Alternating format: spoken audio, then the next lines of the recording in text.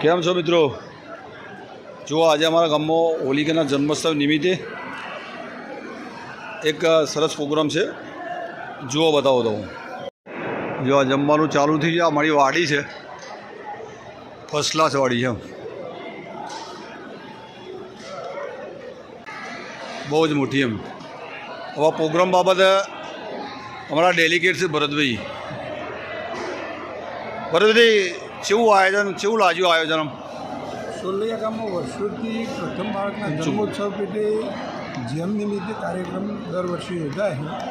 એમાં સમૂહ ભોજનનું આયોજન થયું છે. સમૂહ ભોજન તો બધા સમાજના બધા અહીંયા આવીને જમે. એ સામાજિક સમરસતા માટેનો એક કાર્યક્રમ હોય અને એમાં કાયમ સફળ રહે. બરાબર. કિરણભાઈ, કેટલાક જમાડતા હોય છે? આયરો જન્મોત્સવનો ફાયદો એવો રહ્યો સમૂહ ભોજનનો કે એક દિવસ બધાનો જન્મોત્સવ હોય એટલે આમંત્રણ એકબીજાને પરસ્પર આપેલું હોય તો બધાને રસોઈ ઘરે બગડતી હોય.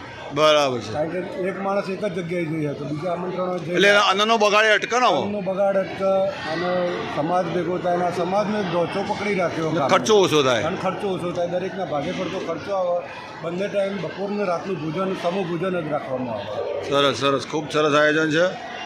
સાહેબ, કેવું છે? જન્મોત્સવ નિમિત્તે જે કાર્યક્રમ ગામમાં સંયુક્ત થાય છે એમાં એક ગામ એક ચૂલો અને એક જ જમવાનો ખર્ચો એ ગામનું જે કોસ્ટિંગ ખરું એ આર્થિક રીતે પણ દરેકને પલવડે છે. સાથે સાથે મહેમાનો અને ગામના જે લોકો હોય એ પણ સાથે બેસીને સ્નેહ મિલન જેવો કાર્યક્રમ થઈ જાય છે. સરસ, ખૂબ સરસ આયોજન છે. રસોઈ પણ ગામની કમિટી બનાવે એટલે જેના ઘેર જન્મોત્સવનો પ્રોગ્રામ હોય એને કોઈ જવાબદારી નથી. ચિંતા જ નહીં, ટેન્શન જેવું નહીં. ગામની ચિંતા ગામ ઉપાડી લે. વાડીનું, અમારા વાડીનું રસોડું.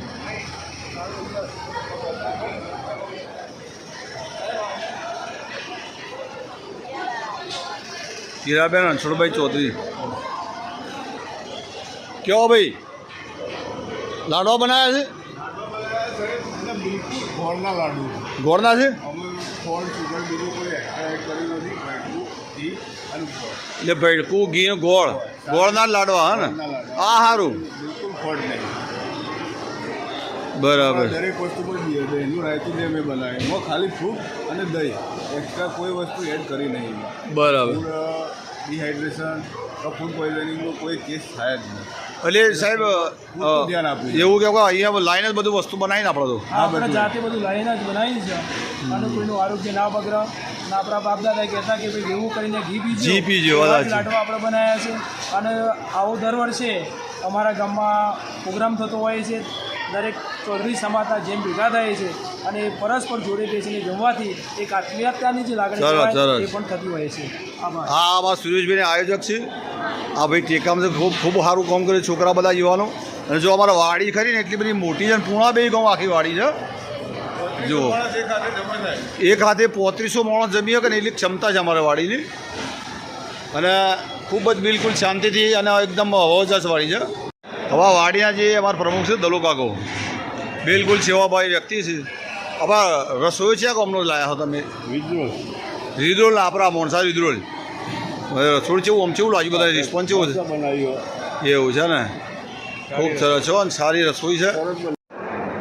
જો આ આઈડિયો છે ને અમારે ઘેર ટિફિન છે નાઈ શકે એનો ડિપાર્ટમેન્ટ છે. અને હોય કારણ કે અમારી પ્રથા છે નોંધી ના લેવાની. જેણે બે નોંધી ના લેવાથી મતલબ શું કરો છો?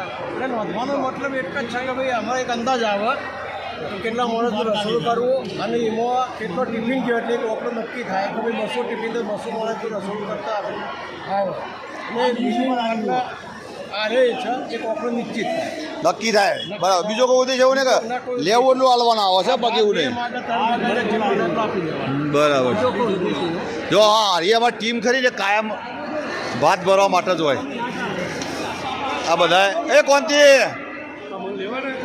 આ ભાત ભરવા વાળી ટીમ સારી જવા. કોંજી તો અત્યારે દાળ ઉપર જ હોય કાયમ, નહીં કોંજી? સરસ સરસ. અને અમની જ જવાબદારી હોય છે એટલે ટિફિન સેવા સારી છે, લઈ જાઓ.